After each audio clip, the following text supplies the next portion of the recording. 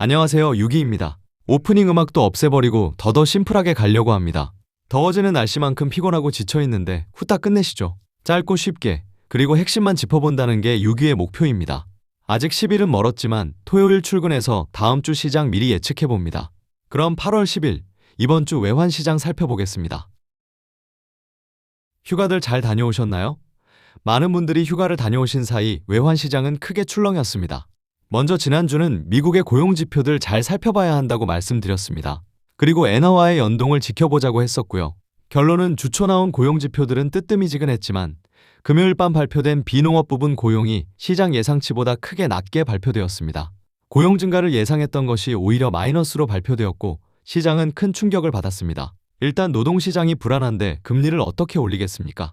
그래서 9월 금리 인상에 대한 기대감이 크게 하락했습니다. 9월 인상에 대한 기대감이 거의 60%를 넘어갔었는데 금요일 이후 40%대로 내려왔습니다. 그리고 금리 인하에 대한 이야기도 나오기 시작했습니다. 시장이 그만큼 혼란스럽다는 것이 되겠네요. 미국의 고용지표가 불안해지면서 달러는 약세로 움직였고 이에 기댄 일본 당국은 다시 한번 구두 개입을 합니다. 앞서 미일 간 공조 개입으로 155엔대까지 하락했던 엔화는 주초 천천히 기어 올라가 158엔대까지 재차 상승하는 모습을 보였던 터였습니다. 이때다 싶은 일본 당국은 미국 고용지표의 혼란, 이에 달러 약세 모습이 나오자 이때다 싶게 타이밍을 잡고 구두 개입을 합니다. 결국 156엔대까지 다시 하락을 시켰으나 이후 되돌림으로 157엔대 후반으로 재상승하며 마감했습니다. 우리 원화 역시 주초반부터 지속적인 물량 압박으로 인해 1430원대에서 1420원대로 하락하는 모습을 보였습니다. 지난주에는 1430원에서 1450원 선 사이에서의 힘겨루기가 있을 것 같다고 했었는데 주초 잠깐의 1430원 공방이 있었던 후 1420원으로 레벨을 한 단계 낮춰 공방이 있었습니다. 그리고 금요일 밤 역시 우리 원화도 엔화 하락에 기대어 1410원대를 하향 돌파하며 1407원의 주간 거래를 마감했습니다. 이번 주가 중요한 한 주가 되겠습니다. 미국은 고용지표가 좋지 않아 금리 인상에 대한 기대감은 줄어들고 금리를 못 올리니 주식시장은 상승하고 달러는 약세를 보이는 모습으로 나타나고 있습니다. 일본은 미일 공조 개입 이후 다시금 160엔을 향해 기어 올라오는 모습이 계속 마음에 들지 않았는데 이 기회에 한 번 더 쳐서 본때를 보여줬다고 생각하겠지만 구두 개입만으로는 한계가 있다는 현실을 한 번 더 보여줬습니다. 대신 이젠 158엔 선에서부터 칠 수 있다는 가이드라인을 보여준 것이기도 한 것 같습니다. 우리나라는 1400원 하향 돌파해서 1300원대로 가느냐? 아니면 다시금 1420원대로 올라서느냐의 기로가 되겠습니다. 1400원 하향 돌파하면 스탑 물량이 대기하고 있어 1380원대까지의 급락을 보일 수도 있을 것이라 생각됩니다. 그러기에는 물량이 뒷받침되어야 하고 일본의 엔화가 추가 하락을 보여줘야 할 것 같습니다. 이번 주 미국은 물가지표를 발표합니다. 고용시장은 이미 불안하다는 것을 보여줬고 이번 주 발표될 소비자, 생산자 물가가 높게 나온다면 연준은 딜레마에 빠지게 될 것 같습니다. 물가를 잡기 위해 금리를 올려야 하는데 고용시장이 나쁘니 금리 인상을 할 수가 없는 거죠. 하지만 만약 물가가 안정적으로 나온다면 금리 인상을 굳이 할 필요는 없고 고용시장만 살리면 된다 생각할 수 있을 겁니다. 그러면 달러는 약세의 움직임이 나타날 것이고 엔화, 원화는 추가 하락을 할 수 있을 것으로 보고 있습니다. 엔화는 150엔대 초반까지 본다는 BOA의 전망치가 있었습니다. 그렇다면 원화도 1300원대 중후반까지의 가격을 기대해 볼 수 있겠습니다. 반대의 요인이 없는 것은 아닙니다.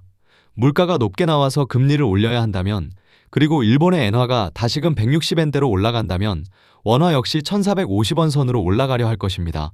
그만큼 이번 주가 중요한 한 주가 되겠습니다. 개인적으로는 1400원 깨고 아래로 내려간다는 쪽으로 생각합니다. 이번 주 주요 경제 일정 살펴보겠습니다. 12일 수요일 미국의 소비자 물가지표가 발표됩니다. 그리고 13일 목요일 생산자 물가가 발표됩니다. 14일 금요일은 소매 판매가 발표됩니다. 앞서 말씀드린 것처럼 물가가 높게 나오면 금리를 올려야 한다는 기대감이 증가하고 안정적으로 나온다면 고용시장을 위해 굳이 금리는 건드리지 않는다는 인식을 하게 될 것입니다. 금리를 올리는 것은 달러 강세, 원화 약세 요인이 되겠고 그 반대의 경우는 원화 강세, 환율 하락의 요인이 되겠습니다. 시장의 예상은 소비자, 생산자 지표 모두 예상치보다 낮을 것으로 보고 있습니다. 결국 금리 인상을 서두르지는 않겠다. 달러 약세의 움직임으로 갈 것이라는 것입니다.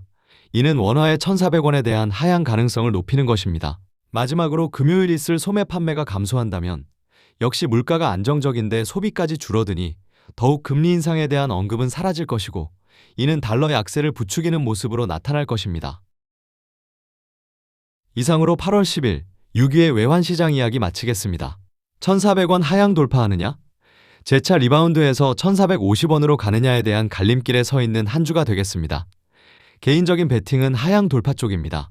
입추가 지나고 이제 이번 주 금요일 말복까지만 버티면 더위가 한풀 꺾이지 않을까 생각해봅니다. 외근 한 바퀴 돌고 오면서 손수건을 두세 번 물에 적시면 그게 다 말라버립니다. 연신 땀을 닦고 손선풍기도 돌려보지만 정말 뜨거운 날씨입니다. 누군가 그늘로만 다닐 수 있는 지도를 어플로 만들었다는 뉴스도 봤습니다.